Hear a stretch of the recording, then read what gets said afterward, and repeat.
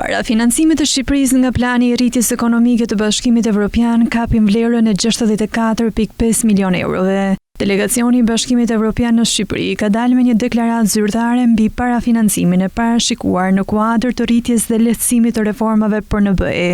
Me këtë parafinancim, Shqipëria përfiton 30 milion euro kredi koncesionare për buxhetin e shtetit si mbështetje për zbatimin e reformave në kuadër të agjendës së reformave të vendit. Parafinancimi i mbetur prej 34.5 milion eurosh në grante dhe hua koncesionare do të injektohet drejt për drejt për investime në infrastrukturë. Ambasadori i BE-s në Shqipëri u shpreh se Bashkimi Evropian qëndron në krah të Shqipërisë në rrugën e saj drejt anëtarësimit në BE. Plani i rritjes e ndihmon Shqipërinë për të arritur këtë qëllim dhe për të afruar ekonominë shqiptare me atë të Bashkimit Evropian përpara se Shqipëria të bëhet anëtare.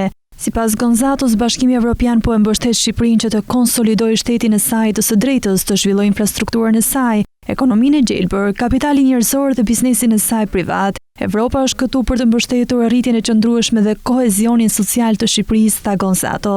Ndërkohë kryenegociatorja Majlinda Dhuka theksoi se kjo është një shenjë e qartë besimi nga Bashkimi Evropian në rrugën e reformave të Shqipërisë dhe progresin e qëndrueshëm drejt anëtarësimit në familjen evropiane. Ne përqafojmë plotësisht madhësinë e kësaj mundësie historike si dhe angazhimet përpara dhe jemi energjikisht të motivuar dhe të përgatitur për të vazhduar reformimin dhe përmbushjen me zell të kritereve për anëtarësimin e Shqipërisë në Bashkimin Evropian, u shpreh Dhuka.